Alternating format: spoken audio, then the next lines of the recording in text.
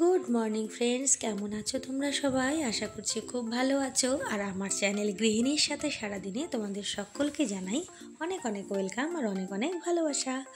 তো সকালবেলা ছাদে এসে আমি তো ভেবেছিলাম যে আমার এই শেডের নিচে গাছগুলোতে ফুলই বেশি ফুটবে না, কিন্তু দেখো না, খুবই সুন্দর ফুল ফুটছে আর এত সুন্দর ফুরফুরে হাওয়া দিচ্ছে। এই যে দেখো গাছগুলো কি সুন্দর দোলা দিচ্ছে, আর সঙ্গে একরাশ মেঘ, মনে হচ্ছে এক্ষুনি বৃষ্টি নামবে।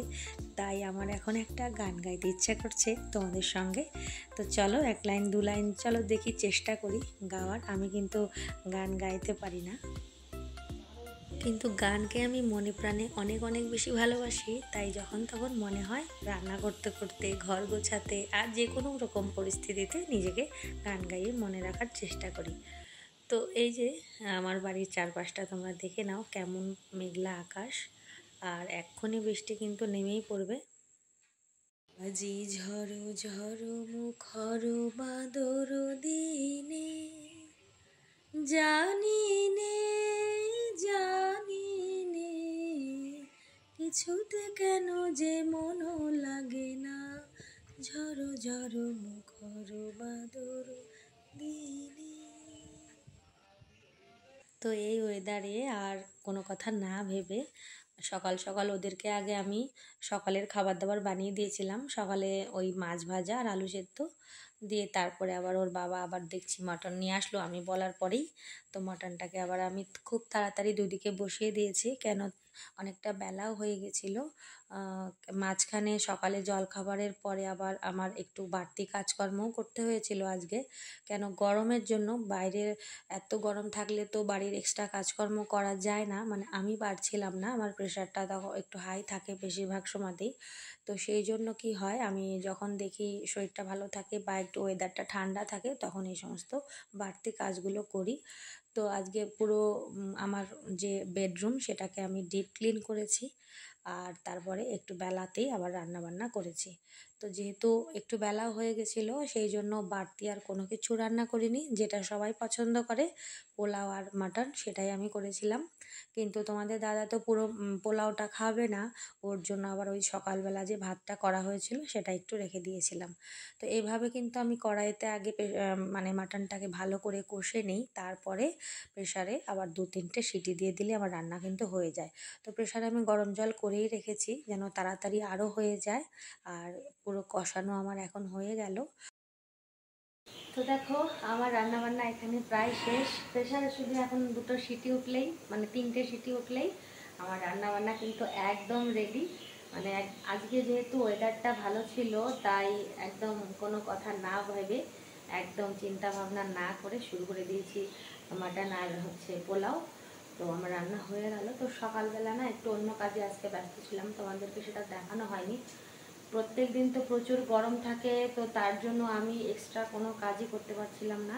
তাই আজকে যেহেতু ওয়েদারটা একটু ভালো আছে, তাই আমি আগে সকালবেলা ওদের জন্য আলু সেদ্ধ ভাত রান্না করে মাছ ভাজা দিয়ে সবাইকে খাইয়ে দিয়ে আমি নিজেও খেয়ে তারপরে আমি লেগেছিলাম আমার ঘর পরিষ্কার করতে। তো সেটা একদম ডিপ ক্লিন করে নিলাম, কেন পুজোর আগে ধরো আর আমাকে অতটাও খাটনি করতে হবে না, শুধু হালকা হালকাভাবে করে নিলে হয়ে যাবে। আর বাড়িতে মিস্ত্রিরা কাজ করছে, মানে ওই যে টিন শেড লাগানো হয়েছিল যে ওটা রং করছে, ওই রডগুলো লোহার, নাহলে মরচে পড়ে যাবে। আর আজকে পুজো দিয়েছে আমার ছেলে, আর আমি আজকে এই সমস্ত কাজে ব্যস্ত ছিলাম, দিয়ে এখন রান্না বান্নাও হয়ে গেল। তো চলো,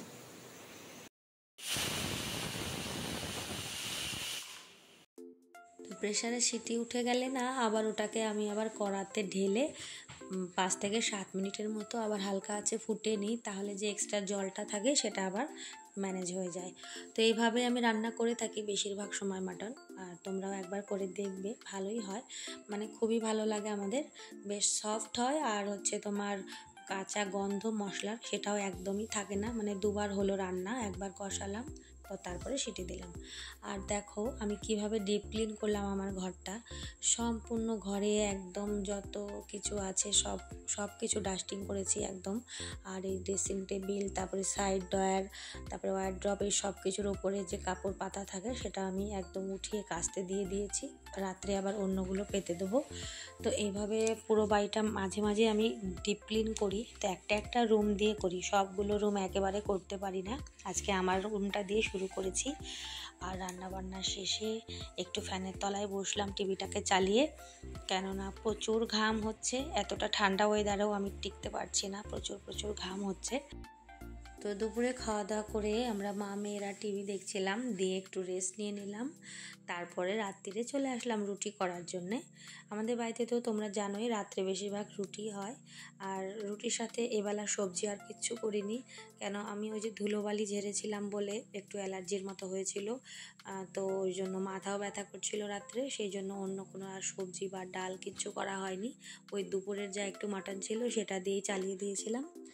তো আর এরকম নরম নরম রুটি আর মাটন কষা যদি একটু থাকে তাহলে মনে হয় না আর বেশি কিছু লাগবে। তো তোমরা কেমন কি খেতে ভালোবাসো আমাকেও কিন্তু কমেন্ট করে জানাবে, যে রুটির সঙ্গে মাটন কষা না চিকেন কষা কোনটা বেশি ভালো লাগে, সেটা তোমরা আমাকে অবশ্যই বলবে। আর এই যে দেখো এখানে এতটুকু মাংস বেঁচেছিল, তো এ দিয়ে হয়ে গেছিলো, যেহেতু দুপুরে বেশ অনেকটাই খাওয়া হয়েছে আর অনেকটা বেলা করেই খাওয়া হয়েছিল, তাই সবার খুব একটা খিদেও পায়নি। তো যতটুকু আছে শেষ করে ফেলতে হবে, কেন এটা ছিল শুক্রবারের দিনের ব্লগ। আর পরের দিন তো শনিবার, তাই শনিবারে আর মাটন চিকেন তো এসব থাকলে আমরা খাই না। আর এই যে দেখো রুটি রেডি, এবার সবাইকে শুধু সার্ভ করে দেব। আর আশা করছি আমার এই ব্লগটা আজকে দিনে তোমাদের ভালো লেগেছে।